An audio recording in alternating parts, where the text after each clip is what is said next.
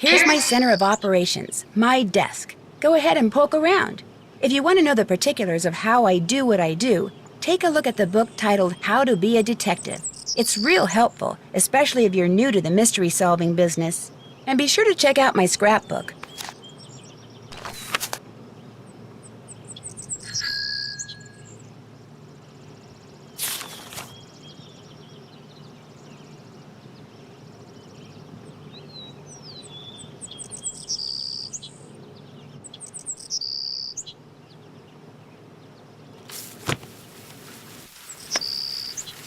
Current assignment. What assignment? Bess and I are flying to New Orleans for a long weekend of fabulous music, sightseeing, and food.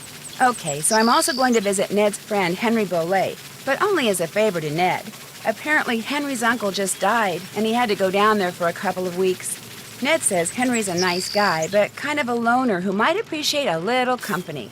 So, the first thing I'll do is leave Bess at our hotel in the French Quarter and take a cab out to the mansion where Henry's staying. Ned called him and said I'd be coming. But once that's done, it'll be lazy les bon temps brûlés. The only bad news is the weather's not supposed to be that great this weekend. But what's a little stormy weather when you're in the heart of the Big Easy, right? Right.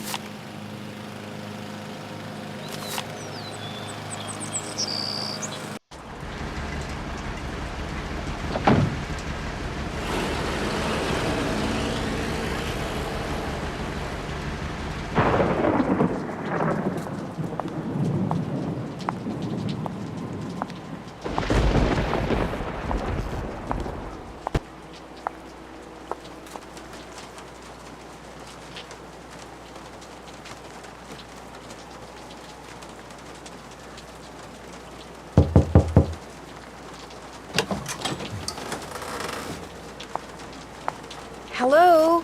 Anybody here?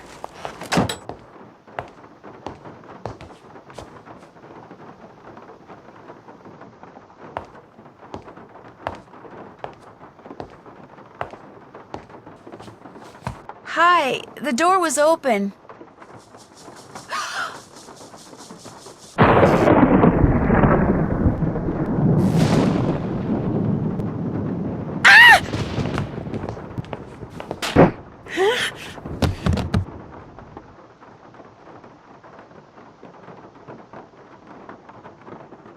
Here, drink this. What is it? Something that'll make you feel better. Drink it. Just a couple sips. Okay. That's it. No offense, but yuck. Don't make her drink any of your weirdo concoctions. Then I really will have to take her to the emergency room. You just go back to your phone call and leave us be. Don't pay him any mind. Where am I? You're at Henry Bolet's house, dear, in the library. He and I carried you in here after I found you unconscious in the foyer. Why is it so dark in here? The electricity went out. Lightning must have struck a transformer somewhere. What happened? Can you remember? Well, the front door was open, so I walked in, and then I saw I saw a skeleton. And then he saw me. And then the light started flickering, and he threw something at me that exploded. Oh, the smoke must have made me pass out. You saw a skeleton? I'm sure it was just someone, wearing a costume or something. I'm Nancy Drew, by the way. I came to see Henry. So we surmised. I'm Renee Amon. I'm Bruno Bolet's housekeeper. That is, I was. This skeleton that attacked you, perhaps we should call the police. No emergency room, no police. Things are complicated enough as it is. Henry's feeling a mite overwhelmed. Well, you are looking much better, so I'm going to get back to my plant potting. You need anything? I'll be outside in the garden. I should call them and keep them on hold for 5 hours and see how they like it.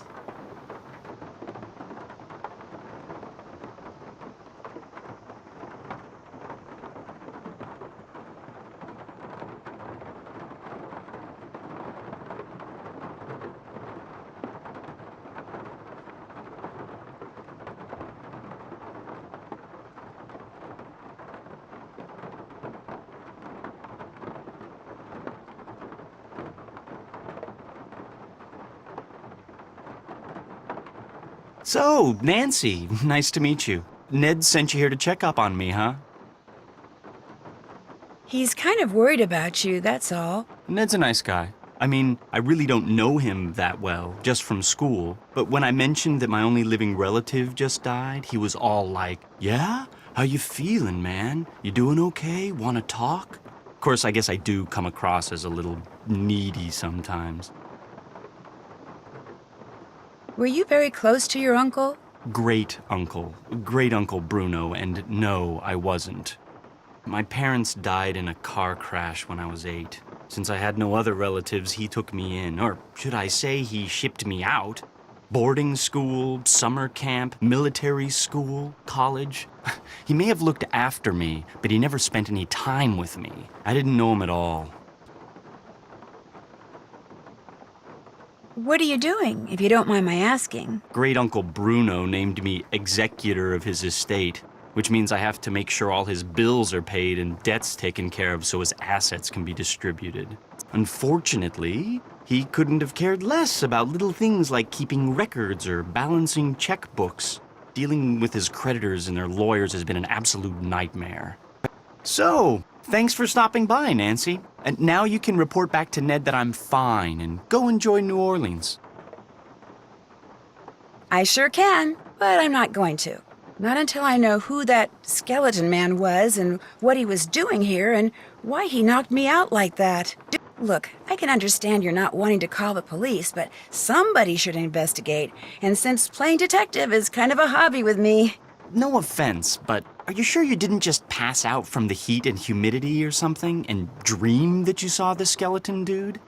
I'm positive. Okay, look around all you want. But I should probably warn you, Uncle Bruno was into exotic pets. Didn't believe in cages, so he gave him the run of the place. And just because he's dead doesn't mean they are. So if you're gonna go poking around, be careful.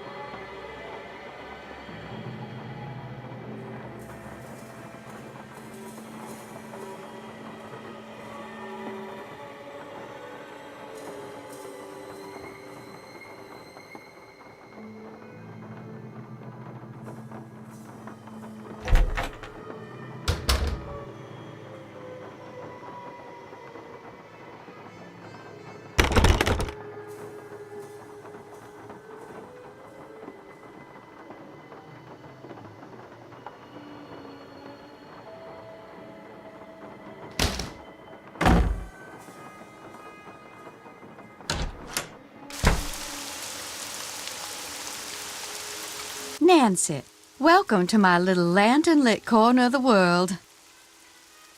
Looks like you like to grow things. I do indeed.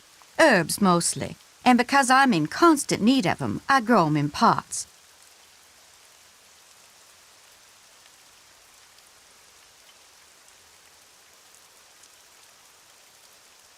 There's nothing quite like cooking with fresh herbs, that's for sure. I don't use these herbs for cooking, darling. Did you and Henry have a nice chat?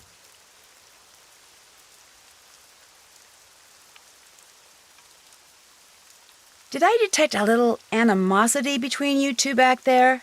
Henry's a very morose, very negative young man. Very cunning, too. In fact, I'm fairly certain that he's been selling off Dr. Bolay's belongings on the sly. Won't all of Dr. Bolay's belongings go to Henry anyway? Absolutely not. According to Dr. Bolay's will, Henry is to get 30% of the estate. Dr. Bolay's physician, Gilbert Buford, gets 30%. Our Lady of Route 57 School of Dentistry and Cosmetology gets 30%. And I am to receive 10%.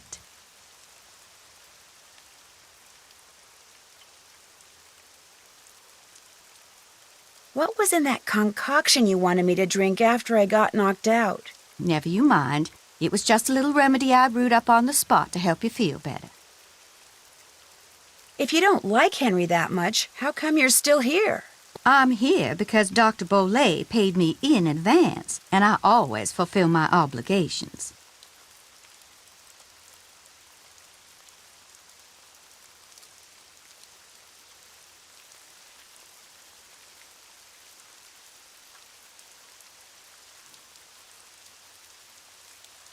Have you ever seen this before? I found it by that scale model of the cemetery that's inside the house. It's a mystery to me. I suggest you ask Henry. He leaves things lying around all the time. I guess it figures I won't notice amid all the other clutter. But I do. I notice everything. How else may I be of service to you?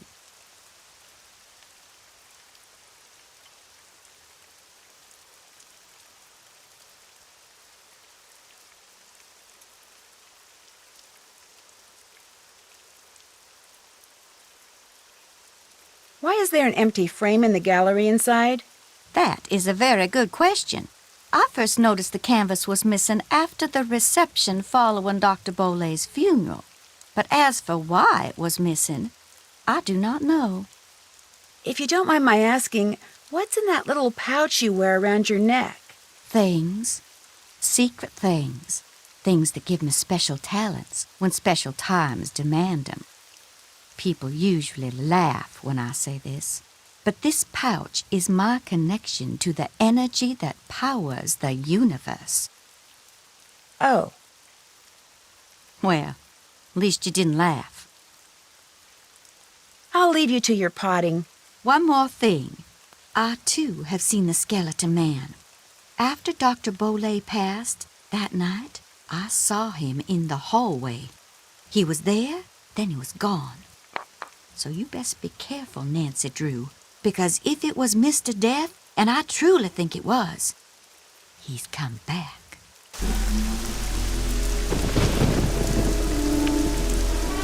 Something else? I'll leave you to your potting. Fare thee well.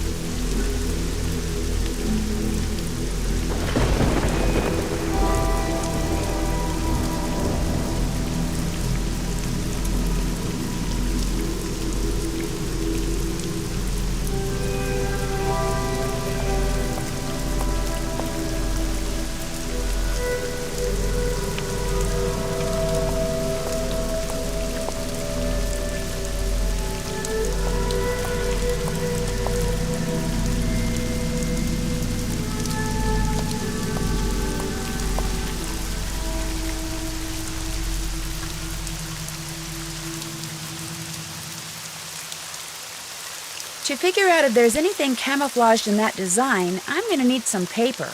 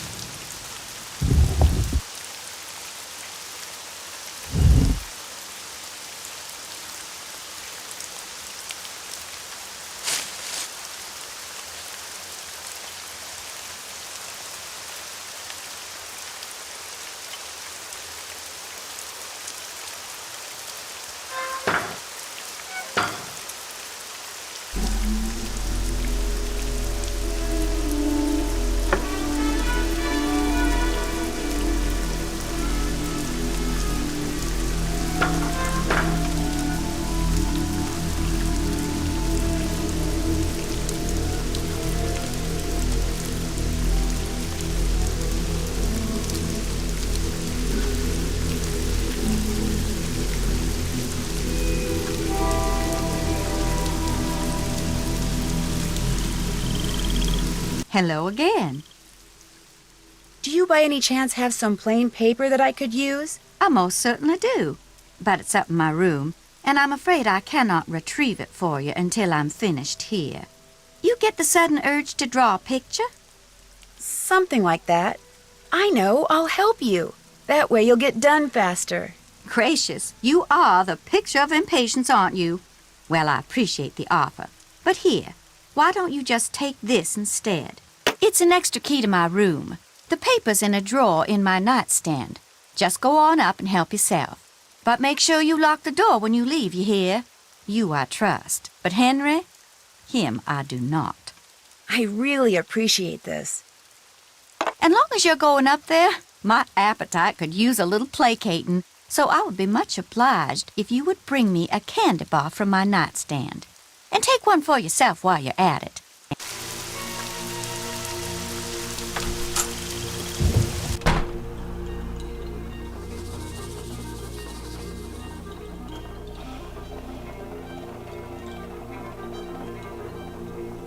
Yes?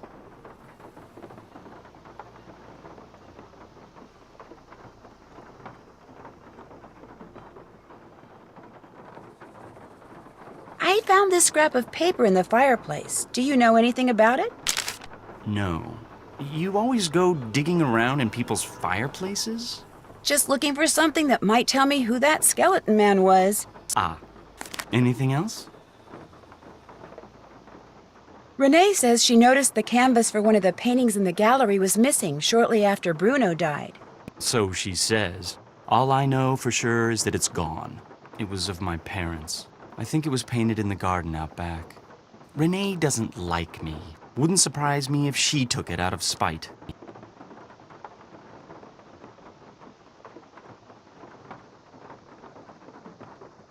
Is your great-uncle's estate worth very much? I have no idea, nor will I until I get all his affairs settled. He was a dentist for most of his life, so he must have had some money squirreled away.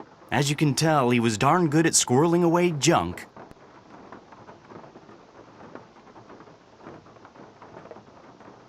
Have you had any of his things appraised? Somebody from a curio shop came in and took a quick look around, but it wasn't anything formal.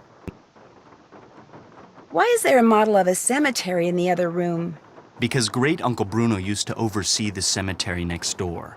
Made that scale model so he could keep track of where everything, or should I say everyone, was. Crafted all those miniature crypts himself. And people think I'm weird. Do you know what this is? I found it in the other room. Looks to me like some kind of tracing. I was thinking that maybe my skeleton man left it behind. Well, I sure don't know anything about it. Anything else? I'll let you get back to work. Groovy.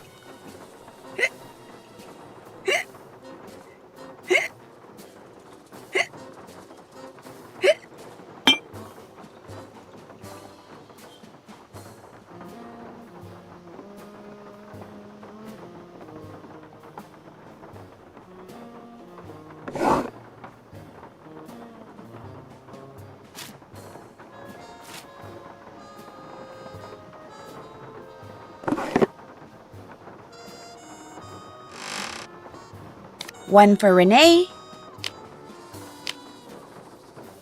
And one for me. Yum. Gosh, these things are good.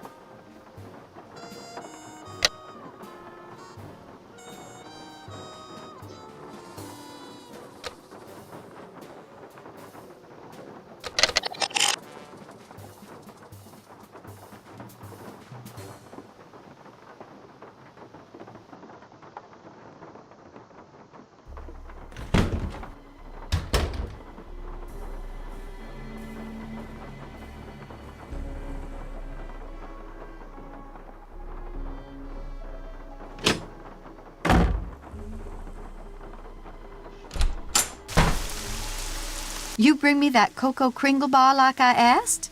Right here. Bless you. I'm so hungry I could devour these plants I'm potting up, dirt and all. How else may I be of service to you? Whose boat is tied up down there where the bayou comes up to the cemetery? Do you know? That would be my boat. Comes in very handy when I need to forage for certain swamp-dwelling plants. Those weird symbols on the wall in your room, do you know who painted them? I did. Fact of the matter is, there's a spirit living in that wall. A spirit? Got a voice that'd send shivers down the spine of Dracula himself. Used to hear it sometimes, in the dead of night, half talking, half whispering, saying this one word I never heard before, like it was from a language no one on earth spoke. And suddenly, I knew. The spirit was trying to cast a spell on me, so I got me a book and found out that by painting the word I heard on the wall, syllable by syllable, in hoodoo signs, I could counteract the word's power. And you know what? The spirit has not spoken that word or any other since. What was the word? Darling, a sack full of water moccasins couldn't get me to say that word out loud. Nor will I write it down. No, sir. Not ever, ever, ever. I'd better get going. Take care, hon.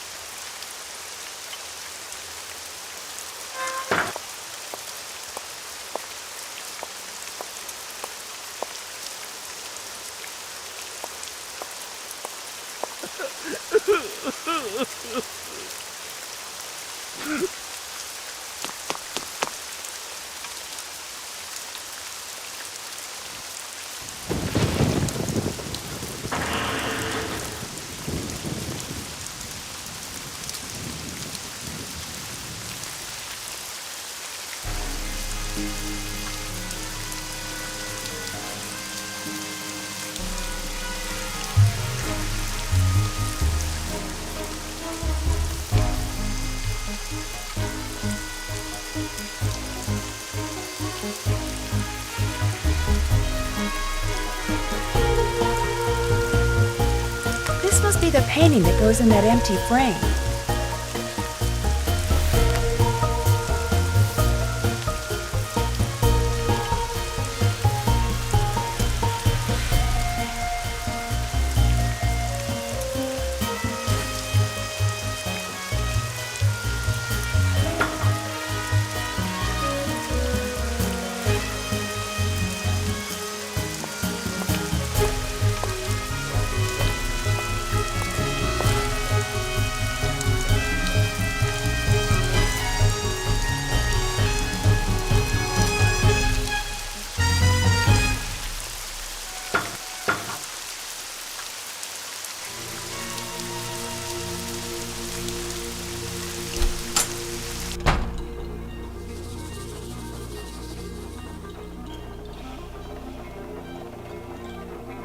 Yes? I'm going to keep looking around. Groovy.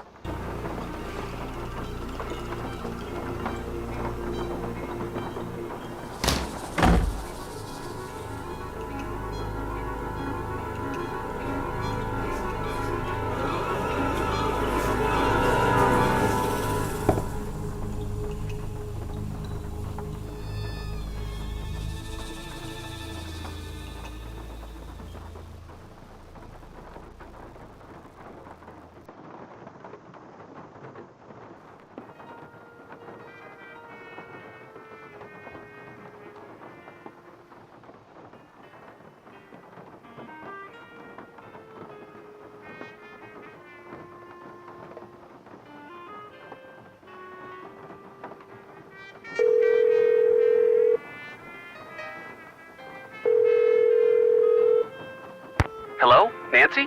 Hey, Ned. It's about time you called. Did you make it to New Orleans okay? Yep. Have you seen Henry? Oh, yeah. I'm not sure I like the way you said that. Is he okay? He's fine. Well, he's the executor of his great-uncle Bruno's estate, which he's not real happy about. But he and his great-uncle weren't that close, so he's not grief-stricken or anything. Well then, are you okay?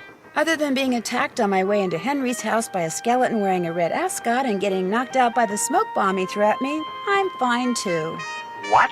Let's just say that I've stumbled onto a mystery, and I'm not leaving till I solve it. Why am I not surprised? Is Bess with you? No, I told her I'd meet her back at the hotel. So tell me about this skeleton man. Well, it was someone in a costume, obviously. He or she was leaning over something in the great room when I walked in and surprised them. So they threw a smoke bomb at you and ran? Yeah, I must have interrupted whatever they were doing. What were they leaning over?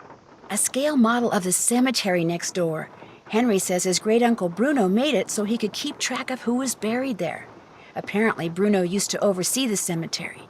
And right near the scale model, I found a tracing of some kind of symbol. I'm thinking maybe Skeleton Man dropped it. Why would Skeleton Man be interested in the scale model of a cemetery? Good question. Maybe I'll take a real good look around in there and see if I can find out. Good idea. I'm still trying to figure out how you got to be friends with Henry. Well, we're not best friends or anything. Heck, we're not really even friends. I just feel sorry for the guy. I mean, he never hangs out with anyone between classes, and when I'd heard there'd been a death in the family, I just wanted to make sure he was okay all by himself down there. Don't worry, he's fine. Although I think he misses his parents a lot. I saw him out in the cemetery by what I think is their crypt. He seemed pretty upset. I'm not surprised. I get the feeling that what Henry looks like on the outside is just the opposite of what he looks like on the inside. You know, you're a pretty nice guy. Yeah, I know.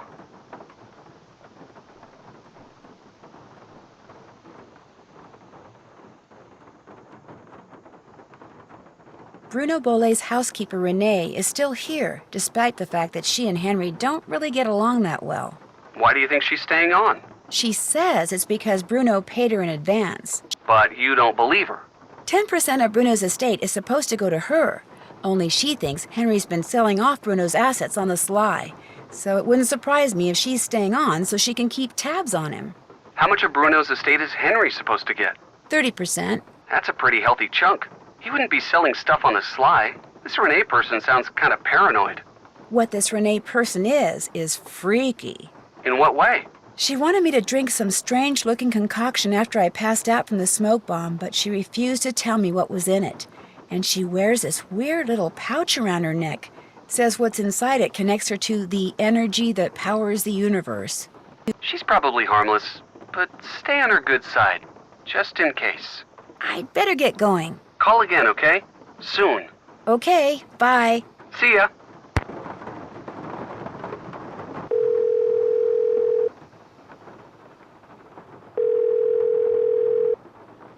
Hello? Bess, hi, it's me.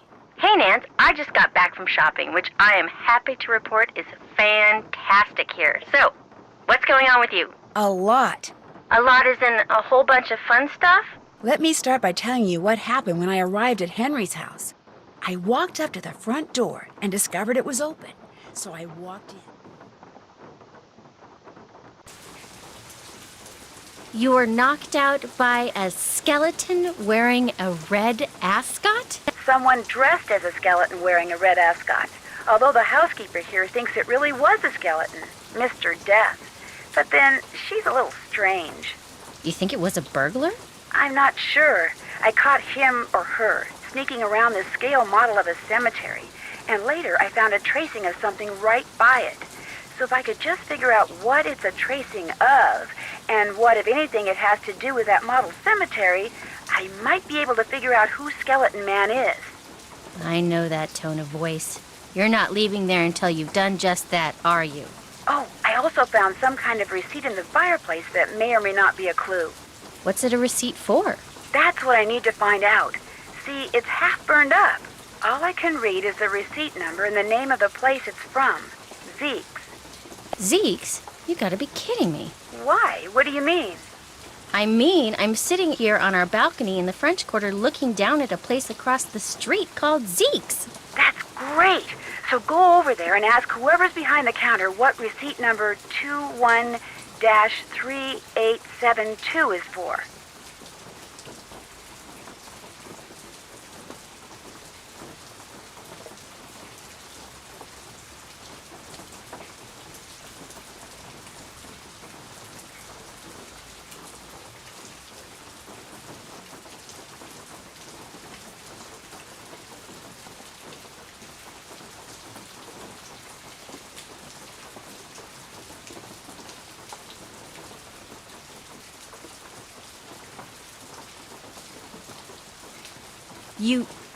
You want me to snoop? I wouldn't call it snooping. Forget it. Not gonna do it. Beth, I'm not good at that sneaking around stuff, Nancy. I get nervous, my tongue gets all knotted up, my palms sweat, to say nothing of my armpits. Beth, receipt number 21-3872. Just go in and ask what it's for. No big deal. Maybe not for you. Beth, you can do it. This is not gonna end well, I just know it. Okay, I'll call you as soon as it's over. I'll be waiting.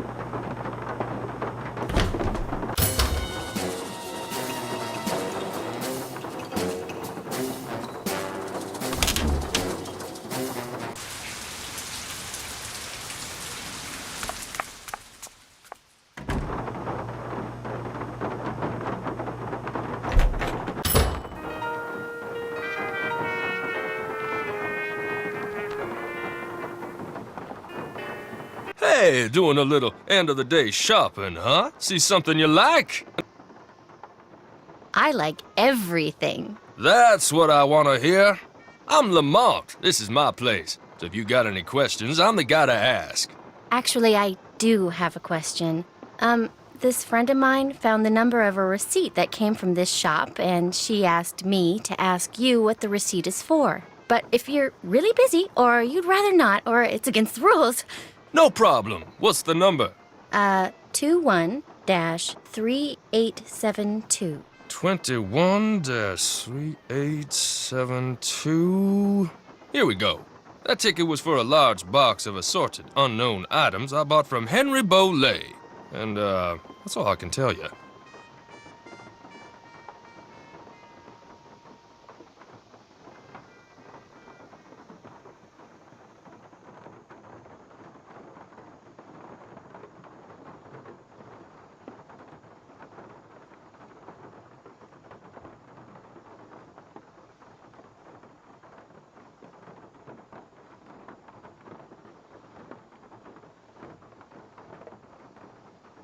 Assorted unknown items? It's a box with a bunch of different things in it, kind of like a grab bag. Look, I just don't want to make trouble for anyone, okay? Where's the box now? It's still in the back room. I haven't had a chance to really go through it yet. Hey, is there something else I can help you with? Beads, hula dolls, old books. Got great deals on all of them.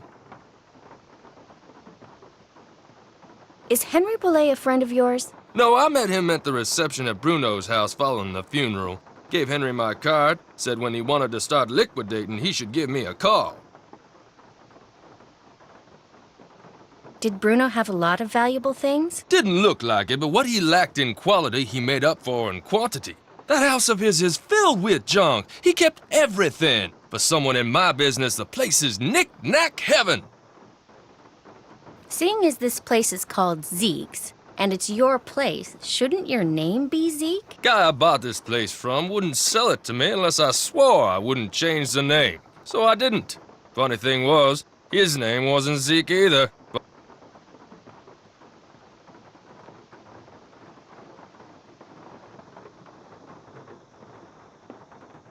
Guess I'll check this place out some more. You got a question, just holler.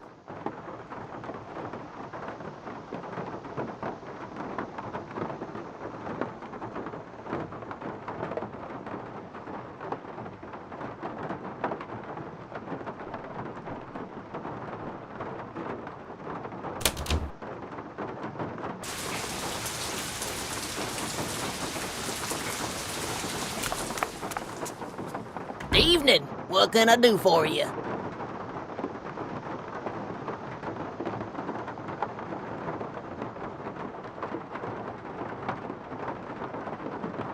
Enjoy.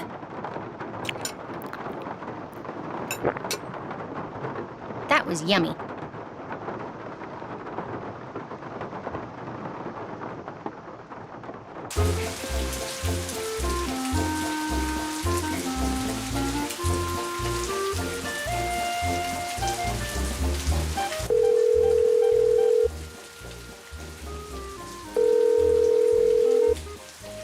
Hello?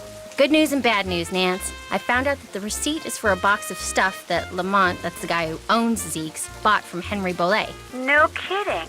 What kind of stuff did Henry sell him? That's the bad news. The box is in a back room, and it contains assorted unknown items, and that's all Lamont would tell me.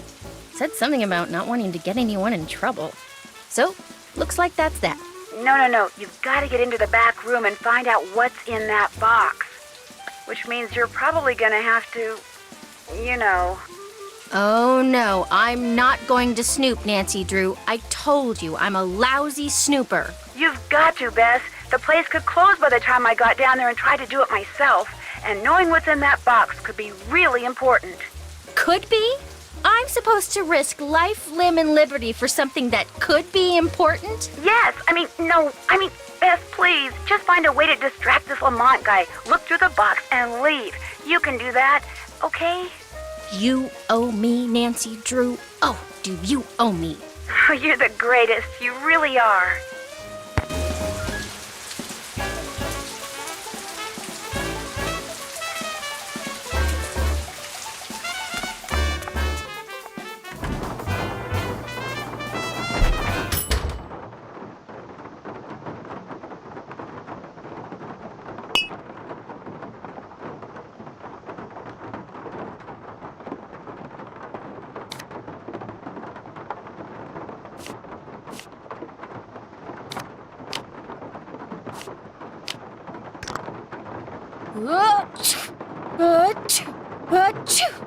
This might come in handy. Ew, P.U.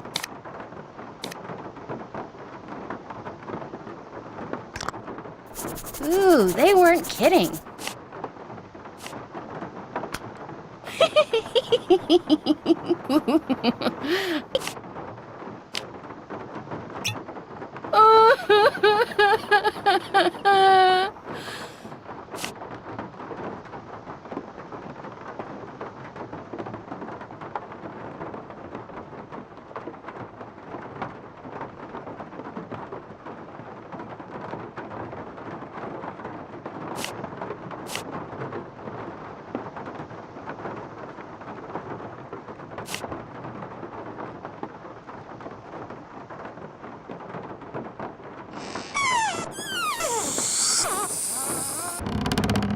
Well, I've got the right idea.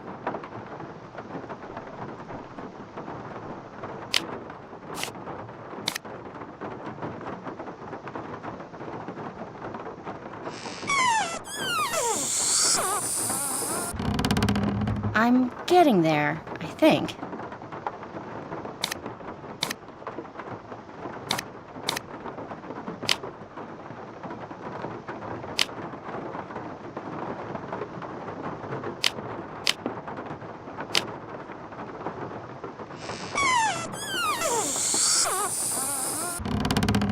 Well, I've got the right idea.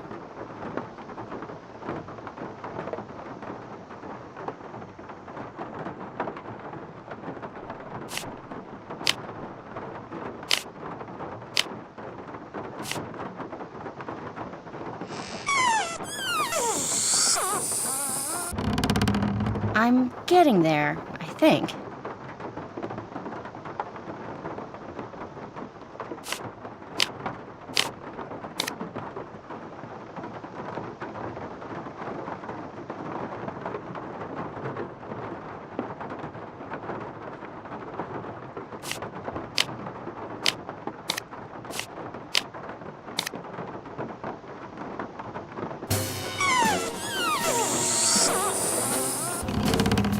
That doesn't quite cut it.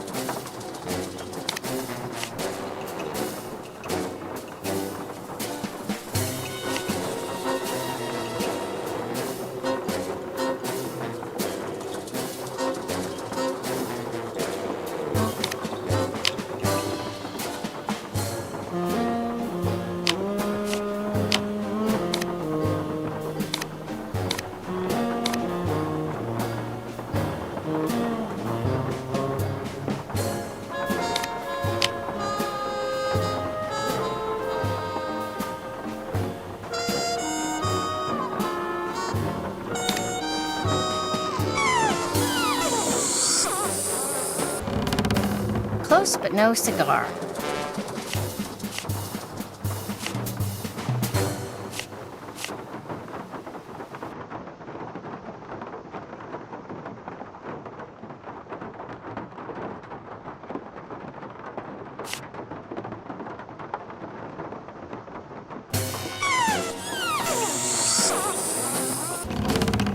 I'm getting there, I think.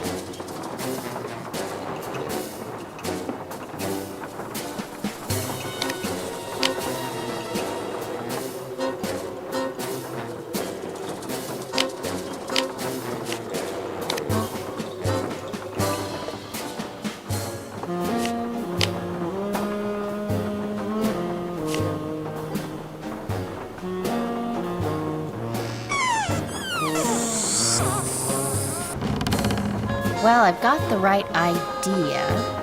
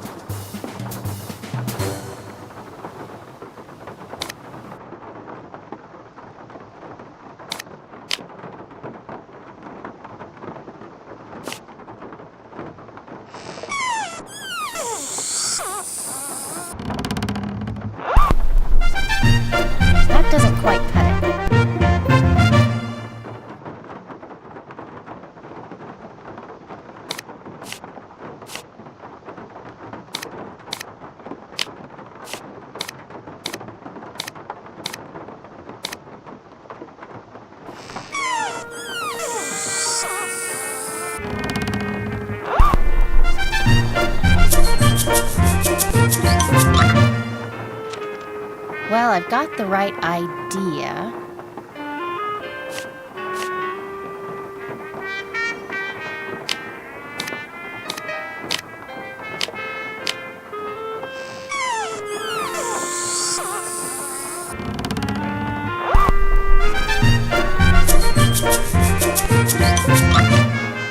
Still needs some work.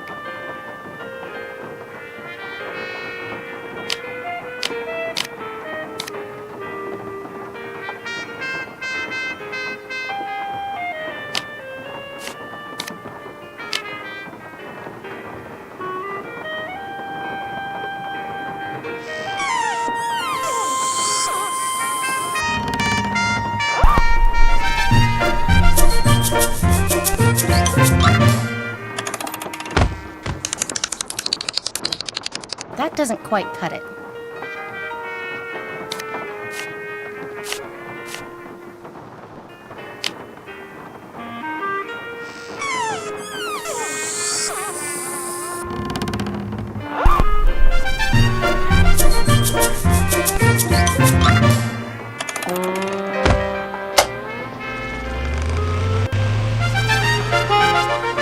Still needs some work.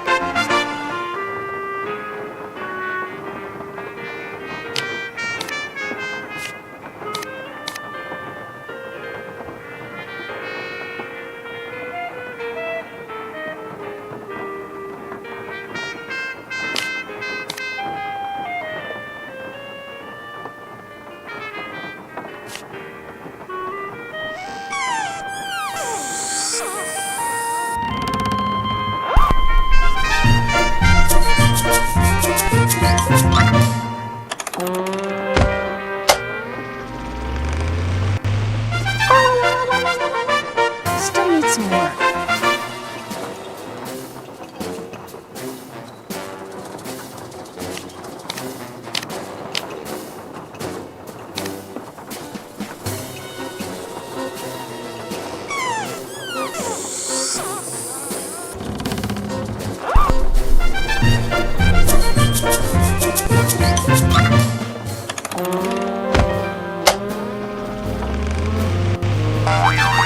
Close but no cigar.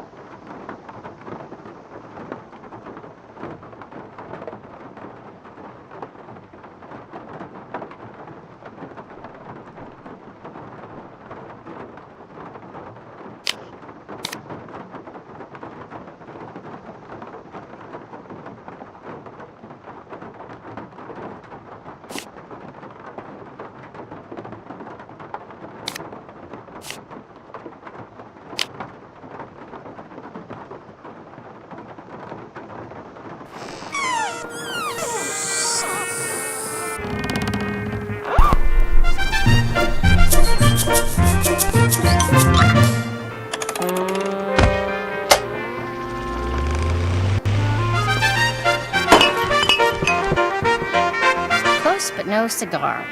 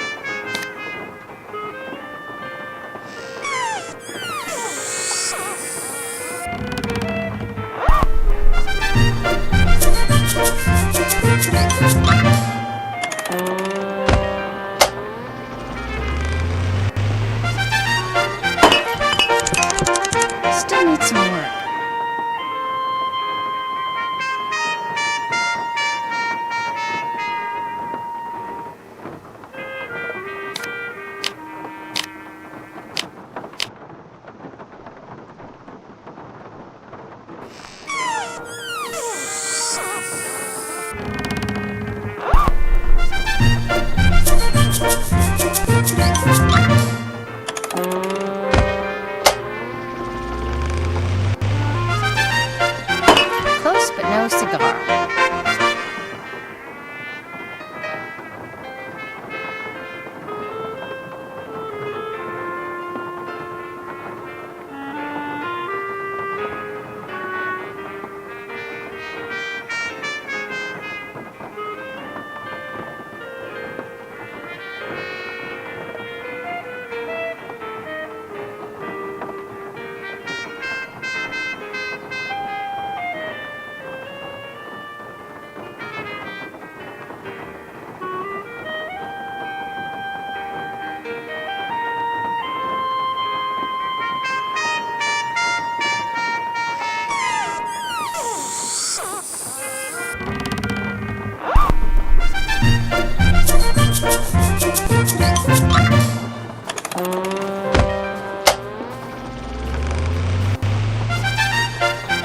Well, I've got the right idea.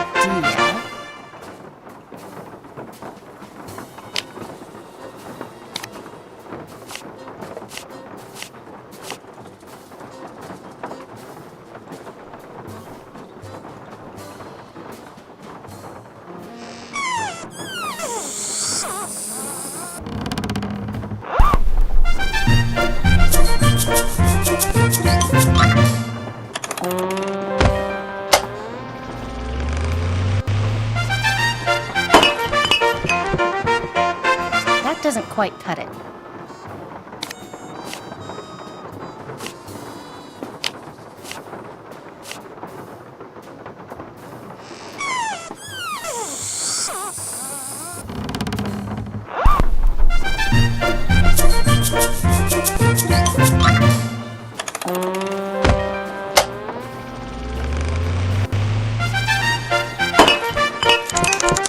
Still needs some work.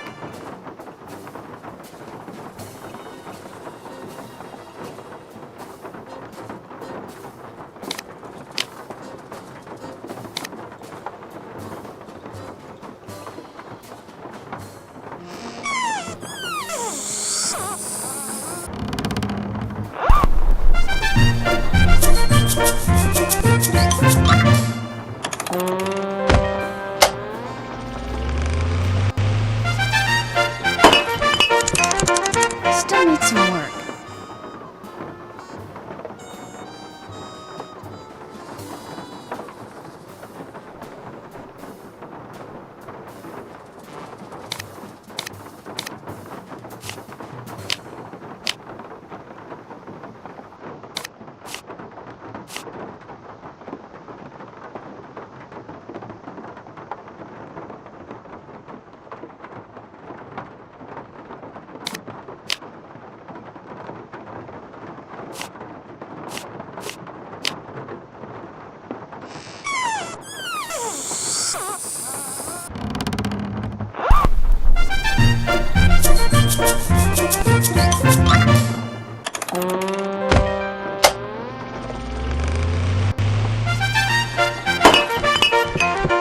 Close but no cigar.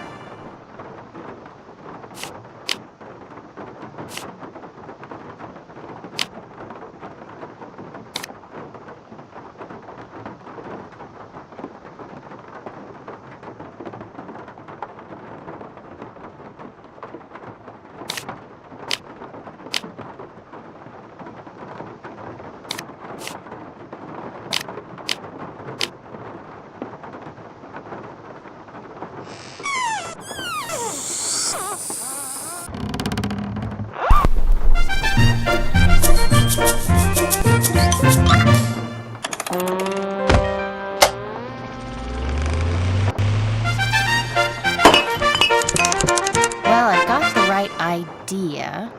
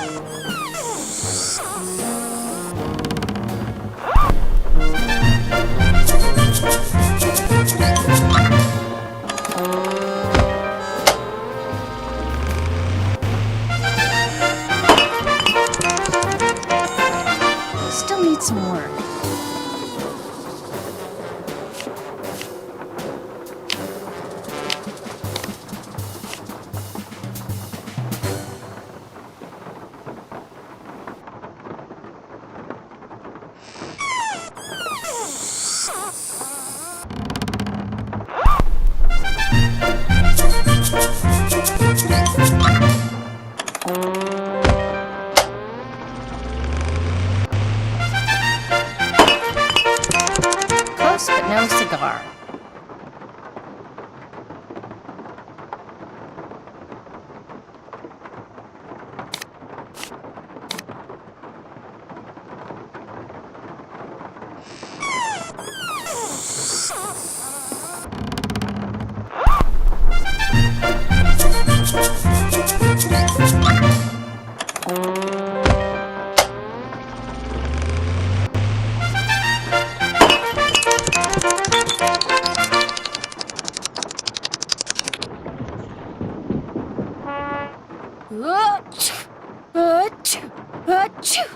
There, that should do it.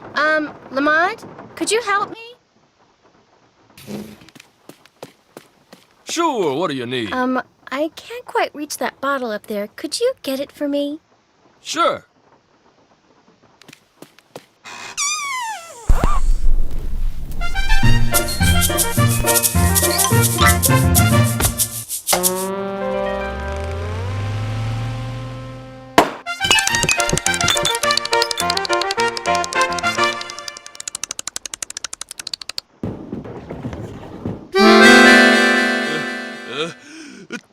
Oh no! Oh my gosh! Oh shoot! I'm sorry. I'll go get you something. What do you need? Nose spray. Back room. Nose spray, back room, got it.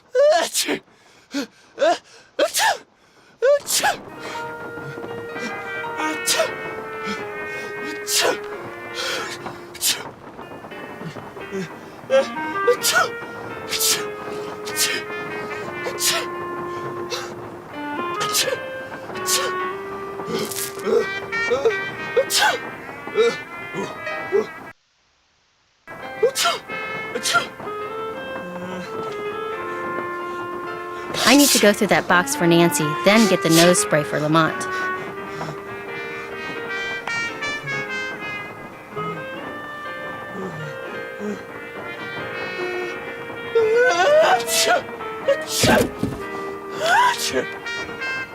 Cute dog.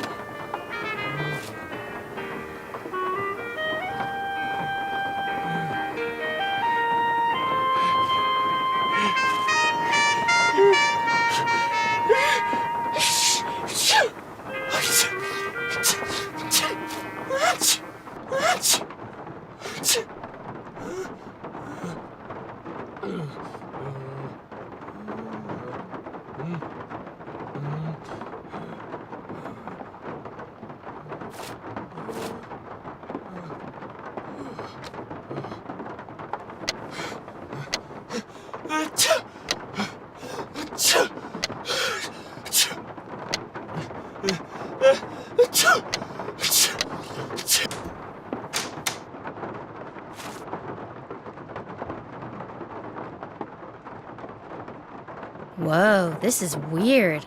I better call Nancy and read this to her word for word. Wow, Bess, that is weird. No, I'll tell you what's weird.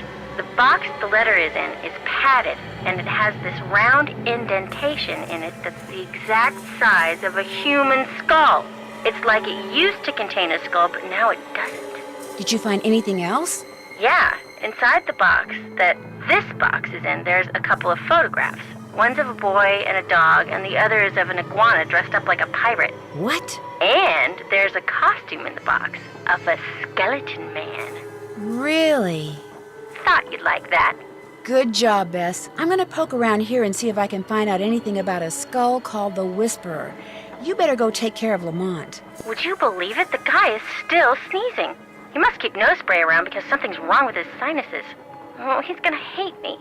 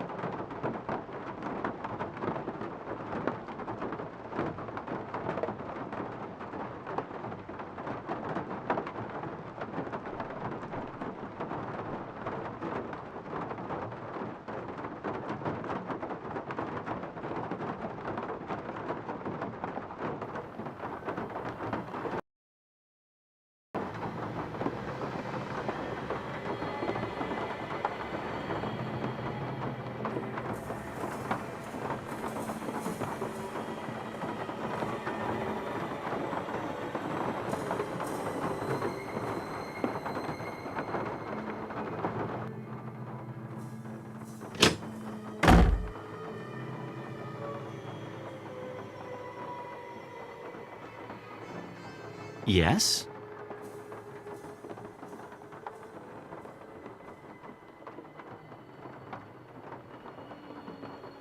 I'll check back with you later. Awesome.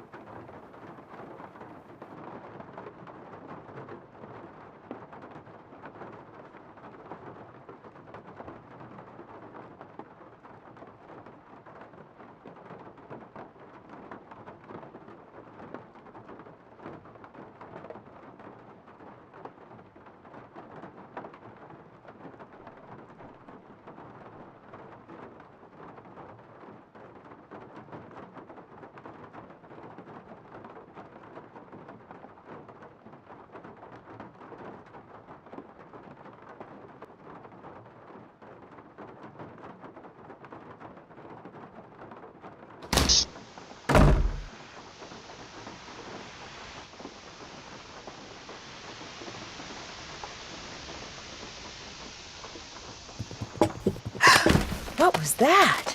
That was Uncle Bruno's pet iguana, Iggy. He's always in here stealing paper. He must be using it to build a nest or something. Look, I had all those books arranged so they fit perfectly in that box. Put them back in, okay? I don't have time. I just want to look through this one book. Go right ahead. After you put all those other books back.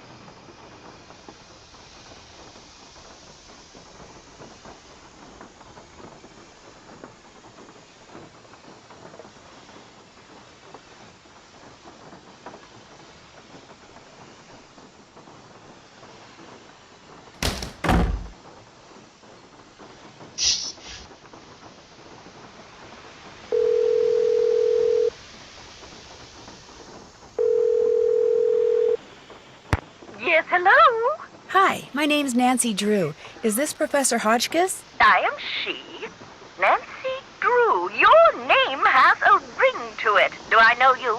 Yes, as a matter of fact, we met a little while back in Wisconsin.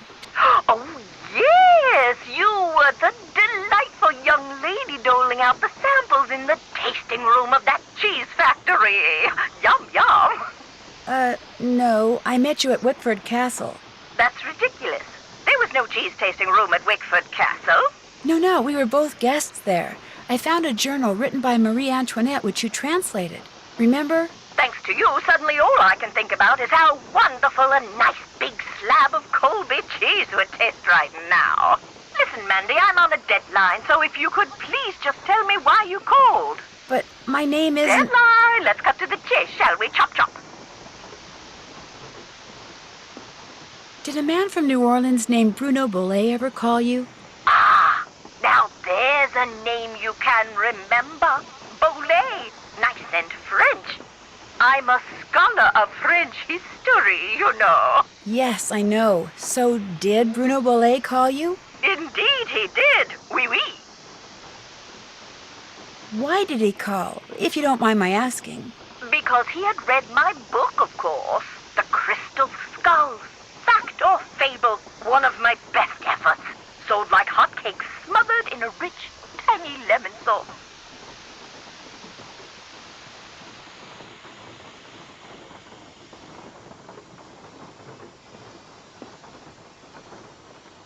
Did he say anything about owning one of the skulls himself? I would have hung up on him straight away if he had. I tell you, Brandy, if I had $1 for every crackpot who's called claiming to own one of those skulls, I'd be able to dine at the Russian tea room every evening for the rest of my life. All right, that's a bit of hyperbole, but you get the picture. No. If memory serves, we talked mostly about the skull called the Whisperer. He wanted to know if I had learned any more about it since my book was published, which I hadn't, or if I had any theory as to what happened to it, which I didn't. And that was the extent of your conversation? Well, now, let me think. My, such insatiable curiosity, Nellie. You remind me of someone I encountered on one of my journeys. But for the life of me, I cannot remember her name or the circumstances. Nancy Drew? Wickford Castle? Ah! The eyes have it. I'm sorry? That's what Bruno Bollet said when I turned the tables and asked him if he had any idea where the Whisperer was. He said, the eyes have it. Then he chuckled and hung up.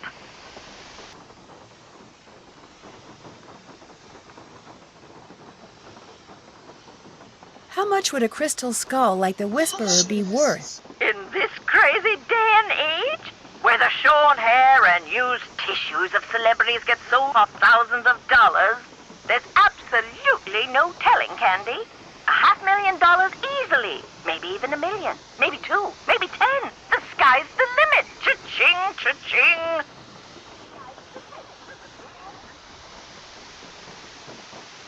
If someone found a skull made of crystal, how could they be sure it's one of the crystal skulls? Wonderful question, Francie. How indeed? Because there are sure to be thousands of fakes out there. Perhaps tens of thousands. But remember, the real skulls were made long before the tools commonly used for carving today were invented. Which means, let's put on our thinking caps.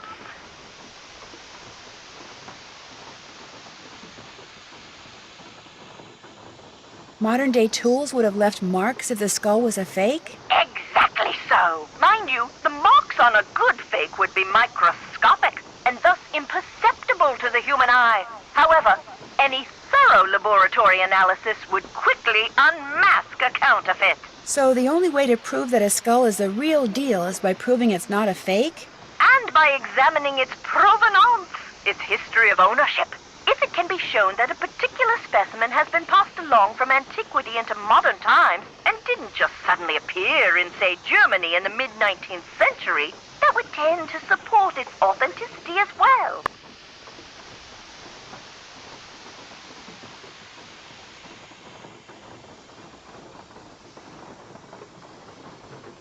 The idea that the Whisperer can make its owner immortal, do you believe that?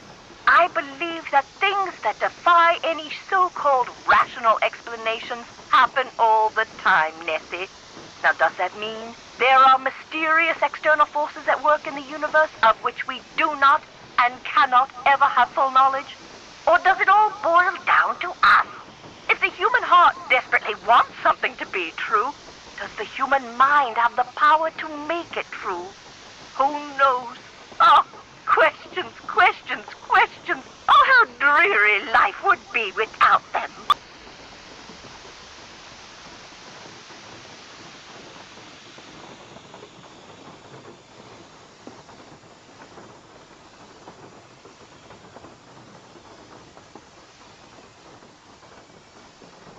In your book, you said that all the people who've ever owned the Whisperer were murdered, yet Bruno Bolet dropped dead of a heart attack. Are you saying the Whisperer was in his possession after all? The scallywag! Why didn't he tell me that? Oh, that's right, I would have hung up on him. Well, if that's the case, then I strongly suggest you take a close look at his so-called heart attack, Sandy. Because if he owned the skull and he died, I guarantee you it was at the hands of someone else. Or my name's not Beatrice Gertrude Winifred Hotchkiss. Thanks for your help. Toodaloo!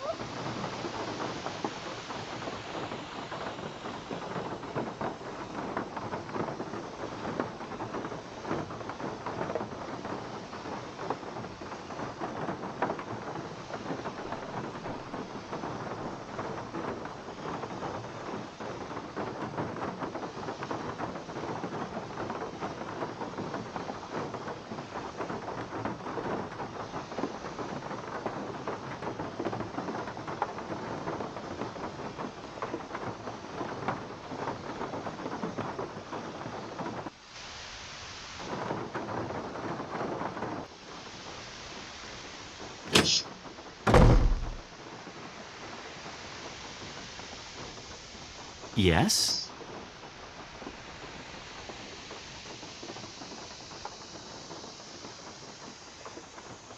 How did Bruno die, if you don't mind my asking? Just dropped dead in the front hallway. I mean, the guy was 95 years old. Here, check it out. Myocardial infarction. That's doctor speak for heart attack. Attending physician Dr. Gilbert Buford, 504-555-9970. Was that Bruno's doctor? And his best friend, or so I'm told. I've never met him. Interesting keychain. That's one of Uncle Bruno's glass eyes. It's the one he was wearing when he died. How nice. Anything else? I'm going to keep looking around. Whatever.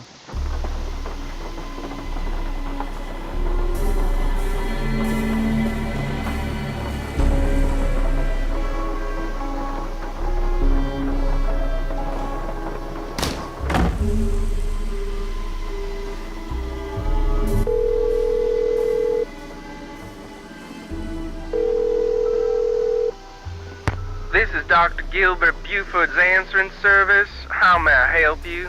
I need to talk to Dr. Buford. Could you maybe give me a number where I can reach him? No, ma'am, I cannot. Is this an emergency? Sort of. I mean, it's not a medical emergency.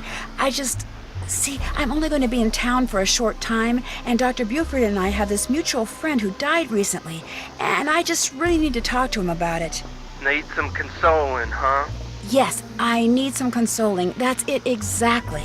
Well, tell you what. It's against the rules to give you his phone number, but I can tell you that now that he's all but retired, Dr. Buford spends most of his evenings at his favorite gumbo stand down in the French Quarter. If you really need to talk to him, you can probably find him there. Great. Do you know the address? It's at the corner of Rampart and Domain. Did you say Rampart and Domain? I did indeed. Granny Pumpkin's Cajun cooking. They make some darn fine gumbo. Thank you. Thank you very much. You're welcome, and I'm truly sorry about your loss. My loss? That mutual friend of yours and Dr. Buford's? Oh, right. Thank you. That's very kind of you. Bye.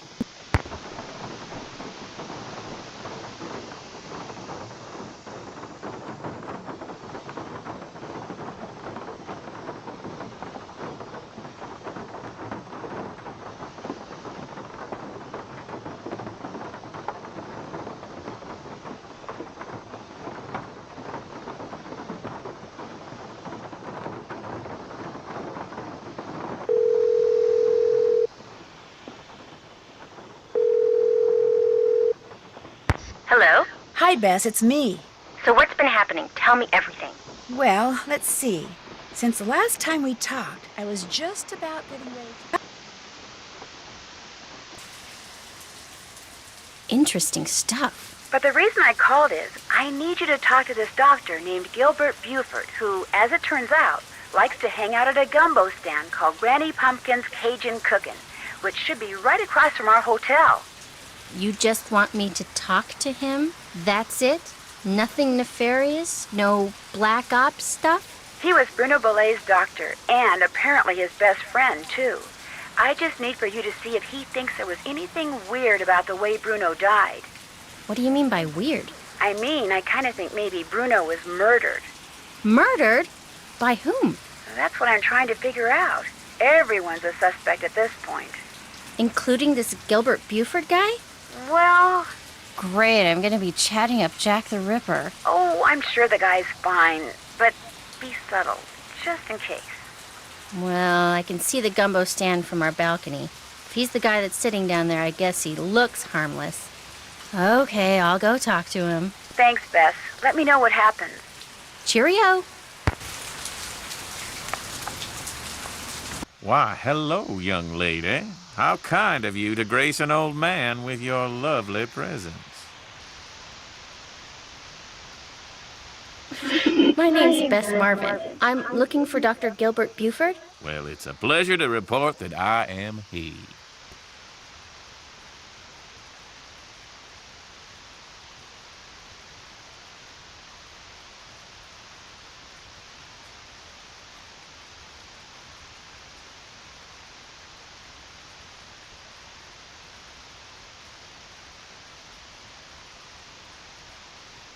Your answering service said I'd probably find you here. This here is my favorite spot in the whole city. Delicious gumbo, pleasing view, particularly now, I might add. I'd like to ask you some questions about Bruno Bolet, if that's okay. I'd prefer subject matter of a happier nature, but I do not want to seem inhospitable, so what is it you want to know? Is it true that Dr. Bolet was your best friend? Well, now, I was certainly his best friend, but I cannot honestly say that he was mine. Fact is, while socializing with my fellow man, particularly with pretty young women such as yourself, has always been a source of pleasure for me, Bruno was just the opposite. Unfortunately, the older he got, the more numerous his idiosyncrasies became, and the less concern about their negative effect upon others he became.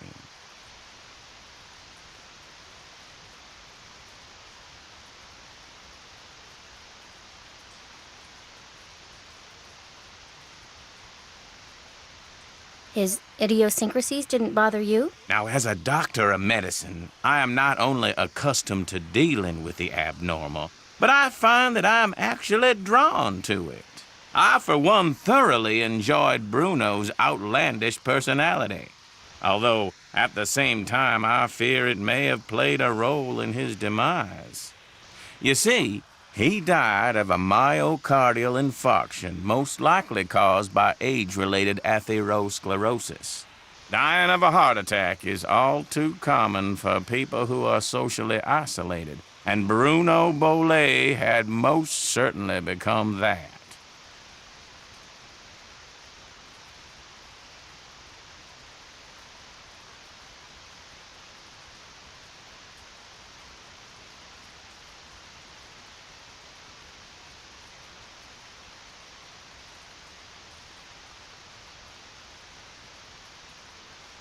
Did they do an autopsy on Dr. Bolet?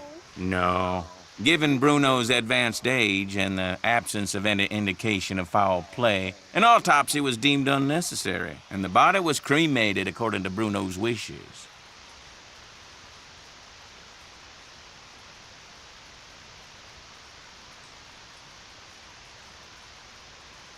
Did Dr. Bolet ever say anything to you about owning a crystal skull? Why, yes. Yes, he did. In fact, he showed it to me once. Said it had magical powers. Said owning it was going to allow him to live forever. I thought it was utter nonsense and told him so. Well, he didn't appreciate that at all. Refused to talk to me for a full 2 weeks. what the skull looked like. It was quite beautiful, actually. Life-size, perfect in form and clarity, like a diamond almost. Tell me, Miss Bess, what do you know about that crystal skull? This friend of mine, who is also a friend of Henry Bolet, you know, Dr. Bolet's great-nephew. Anyway, while she was visiting Henry, she saw this book in Bruno's library about the legendary crystal skulls and was kind of intrigued and thought that since Henry said that you were pretty much Bruno's only friend, maybe Bruno had said something to you about it, and as it turns out, he had. That's all I know. I see. Well, much as I'd like to believe that skull holds the key to immortality, I'm afraid Bruno's passing proves it's worthless. Although it would make an attractive paperweight, as I recall. Tell your friend not to give it another thought.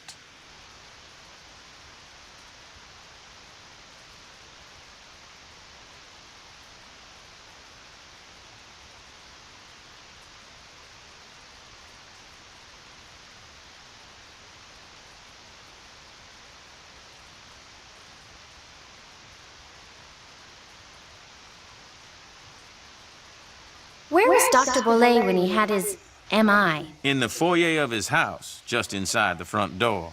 In fact, I hadn't seen him for a while, so I picked that day to pay him a visit. I walked up to the front door, found it unlocked as usual, opened it, and there he was, lying on the floor in obvious distress. The next thing I know, his housekeeper came running in and started shrieking and carrying on, until finally I sent her out of the room so she could summon an ambulance, and I could once again hear myself think.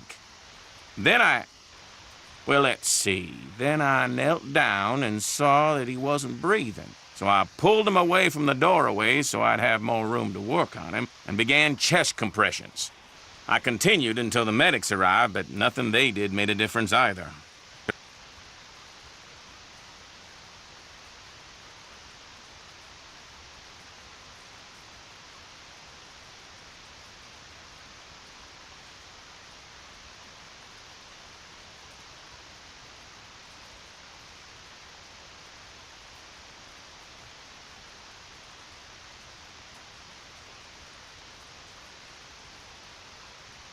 Why would he have a heart attack in the foyer? That's always been a bit of a puzzlement to me, too. Can you remember anything that might indicate what he was doing by the front door? I mean, had he just come in from a walk? Was he wearing a hat? Was he holding anything? Had he dropped something? An umbrella? Sunglasses? Wait a minute. Why, yes. Yes, he was holding something. A piece of paper. And on the floor next to him was an envelope. He must have collapsed while reading a letter. Do you know what happened to it? Now, I know the letter was no longer in Bruno's hand when the paramedics arrived, so perhaps he released the letter when I moved him. And yet, I do not recall seeing it on the floor when they wheeled him out the door. Iggy. What's icky? Iggy. Iggy is an iguana Bruno befriended, then turned loose in his home. It soon developed the annoying habit of stealing paper and stockpiling it in the vent system. Are you saying an iguana made off with the letter Bruno had been reading? It would not have been the first time a missing document ended up in Iggy's possession. Renee would periodically call me saying the lizard had absconded with one of Bruno's prescriptions and would I please write her up a replacement.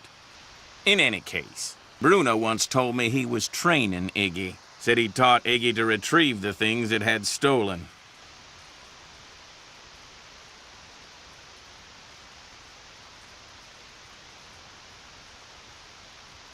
Do you think it's possible that Renee caused Dr. Bolet's death by, say, hoarding the pills from those missing prescriptions and giving them to him all at once? No. Had he died of an overdose of the medications I had prescribed, the manner of his death would have been quite different. But he died of a heart attack. Of that, I am certain. However, I know for a fact that Renee is deeply involved in the practice of hoodoo. And as Bruno's housekeeper, she had ample opportunity to use it against my poor old friend.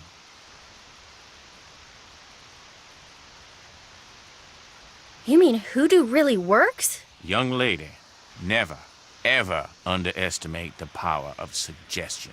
If a person believes in something, even on a subconscious level, fantasy can easily become fact. And who knows what rubbish Renee filled Bruno's mind with? Drink this, don't eat that, this brings good luck, that brings bad, day in and day out. Even if he said he didn't believe a word of it, who knows how much his subconscious was absorbing? He was very old and vulnerable. So could Renee have caused Bruno to have that fatal heart attack? There's not a doubt in my mind she could indeed. Guess I'll be running along. It's been a pleasure, I assure you.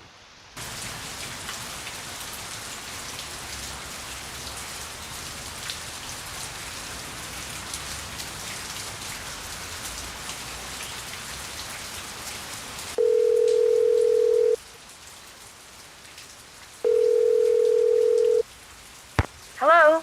Hi, Nance. Okay, here's what's been happening at my end. And that's pretty much it. Good work. I'll take it from here. Thanks again. Good luck. Bye.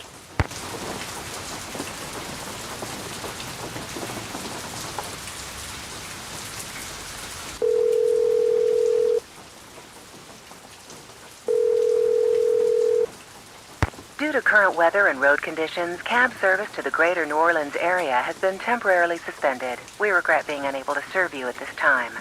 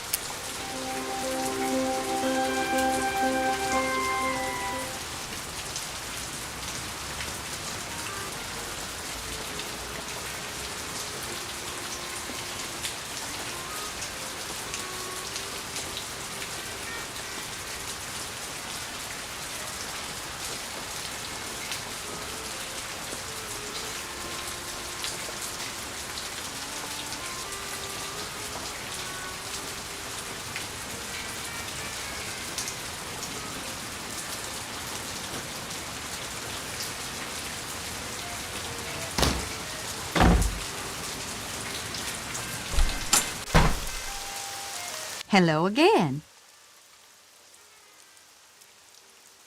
Were you in the house when Dr. Bollé passed away? I was indeed. I was in the library cleaning when all of a sudden I heard a big thump. I hurried out to investigate, and sure enough, there was Dr. Bollé lying by the front door. And as I rushed over to him, the door opened and in walked Gilbert Buford. He took one look at Dr. Bollé and hollered at me to call 911, so I ran back into the library and did just that. When I came back out, Gilbert was leaning over Dr. Bollé, listening for breathing, I suppose, and then he started pushing up and down on his chest, but it was too late. Even I could tell that Dr. Bollé was gone.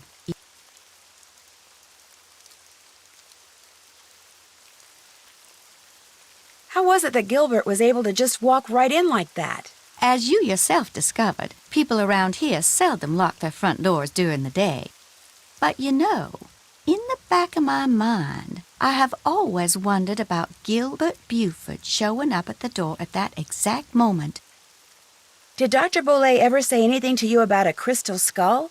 He may have referred to it as the Whisperer. No, he never so much as mentioned a crystal skull, whispering or otherwise.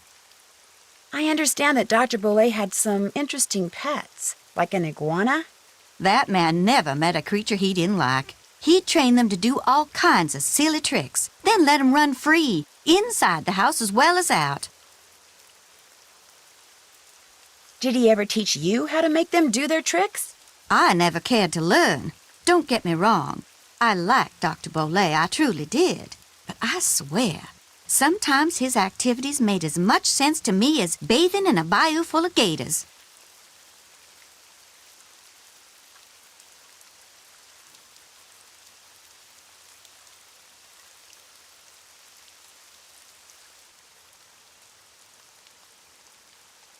I'll leave you to your potting. Come see me any time.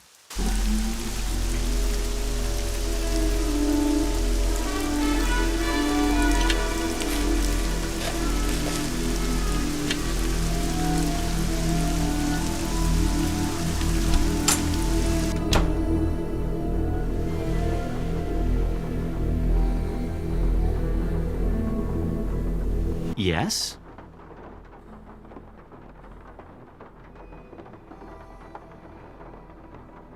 I'm afraid you're going to be stuck with me for a while. Let me guess. Because of the big storm that's blowing in. Everyone in the city's freaking out and you can't get a cab. Bingo. Person at the bank told me.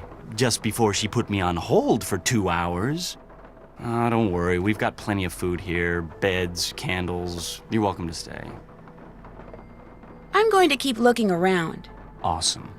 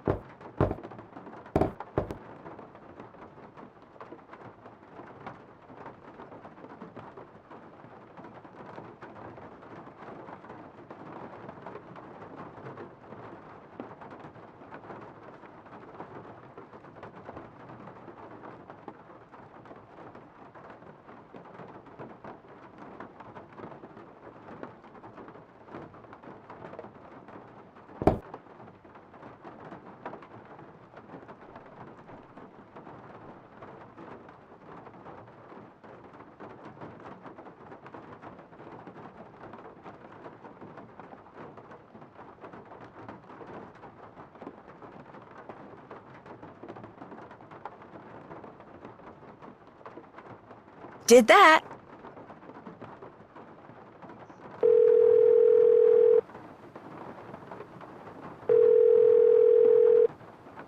Hey, Nancy. How's it going? Pretty good. Meaning... Are you familiar with the legend of the so-called crystal skulls? Is that where aliens supposedly scattered a bunch of perfectly formed crystal skulls all around the world like thousands of years ago? And all the skulls have different magical powers? Something like that, yeah. Apparently Henry's uncle was the proud owner of the Whisperer, the skull that was supposed to make whoever owned it live forever. Only now he's dead and another superstition bites the dust. Maybe, maybe not. See, this book I found in Bruno's library said no one who has owned the Whisperer has ever died of natural causes. So how did they die? They were all murdered. Come on, you don't believe that crystal skull stuff is true, do you? Absolutely not. But right now, what I think doesn't matter. The people who knew Bruno had the skull, if one of them believed in the Whisperer's power, they may have figured the only way they'd ever be rid of Bruno was to cause his death. But didn't he die of a stroke or something? Heart attack. Well, there you go. Natural causes. Heart attacks can be induced. You've been watching too many of those forensic detective shows. That may be, but what's really interesting is the skull is missing. That is interesting. And I'll bet you anything that's what my bony friend in the red ascot was looking for. Does Henry know where the skull is? I haven't gotten around to asking him about it yet. But if that skull is still around here, I intend to find it. I kind of figured that. Bruno Bolet's doctor, Gilbert Buford, was apparently Bruno's best friend as well. Think Bruno told him about the skull? Yes, in fact, Dr. Buford told Bess that Bruno showed it to him once. But apparently he told Bruno the skull was bogus, and Bruno got a little ticked off. Never showed it to him again. Well, when it comes to murdering someone and making it look like a heart attack, a doctor's got to be right up there when it comes to suspects. Don't worry, I've been thinking the same thing. So what else is going on? I'd better get going. Great hearing from you. Keep it up.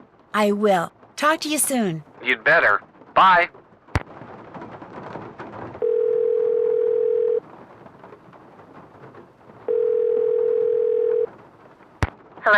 Hey, what's going on? That's funny. That's what I was going to ask you. I'll see you later. Bye.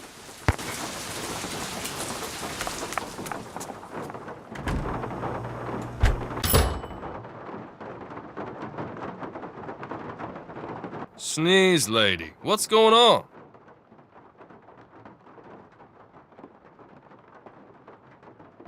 In all your journeys through the wonderful world of junk, have you ever come across one of those legendary crystal skulls? What makes you ask that? You mean you have? No. I know the legend, of course, and I sure wouldn't mind getting my hands on one of those babies. I mean, I could sell it for a fortune. But no such luck. Funny. I've been thinking about those skulls lately. A lot. Really? Hey, maybe we got some kind of psychic thing going here. Quick, think of a number between 1 and 10 and I'll try to guess it. You thinking of a number? Okay, 4. 9. Darn. Guess it was just a coincidence. Guess so. There's a man sitting at the gumbo stand outside named Gilbert Buford. Do you know him? We're not close personal friends or anything, but I certainly know of him. Comes from one of the wealthiest and most prominent families in New Orleans. And on top of all that, he's a doctor. Guy's gotta be rolling in dough. Must be nice, huh? That gumbo stand outside? What do you think? Is it pretty authentic? Outstanding! Just watch the hot sauce. Whatever's in it gives my stomach instant fits. I think I'll look around some more. You got a question, just holler.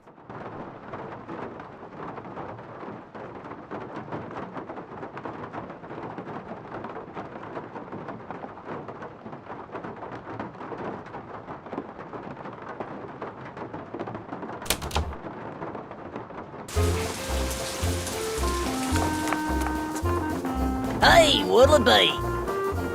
Knock yourself out.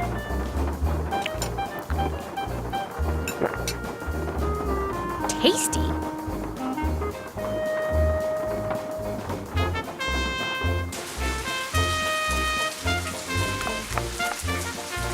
Another question? Thanks for your time. Good night.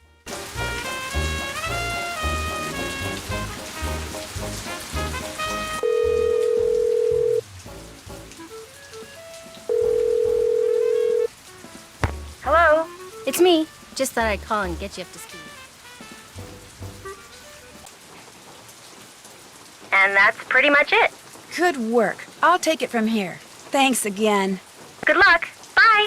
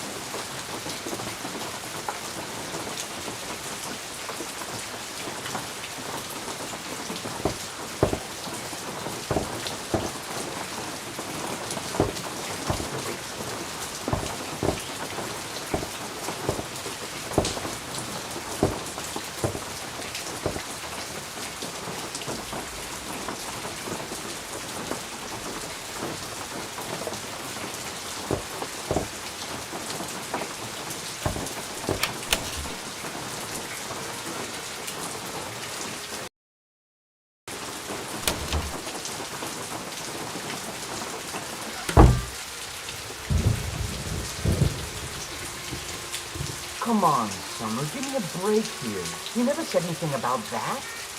Well, how was I supposed to know? I mean, what am I, telepathic? No, come on, don't get upset. Look, I'll see what I can do, okay?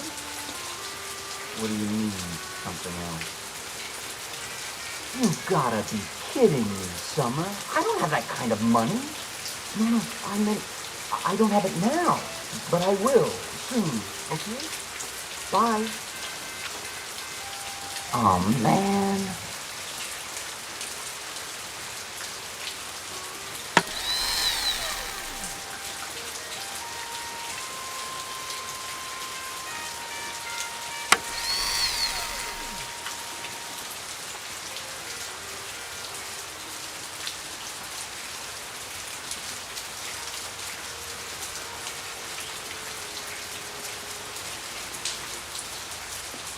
locked, naturally.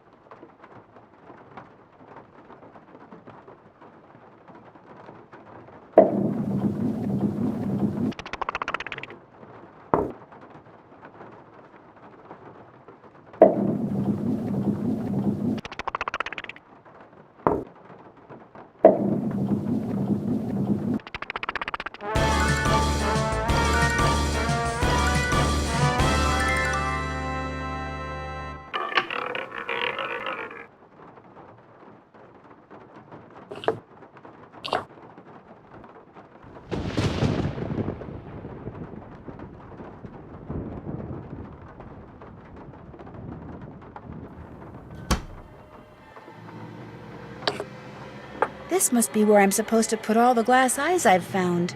Let's see how we're doing.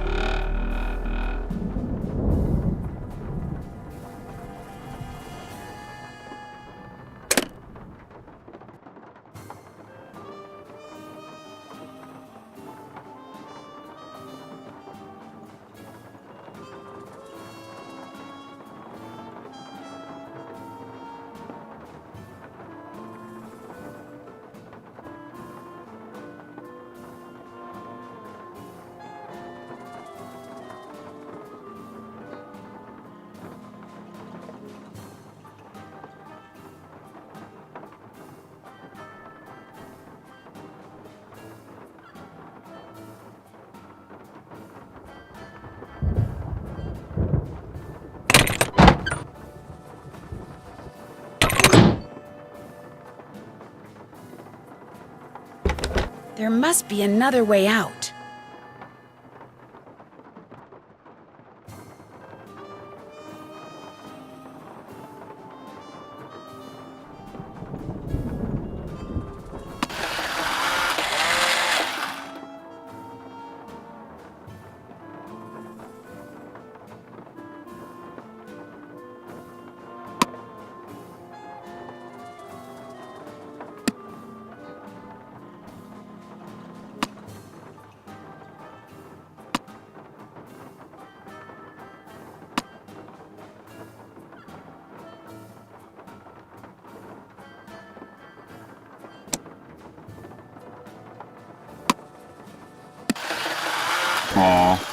sa, mu, pa, di, mu, pa.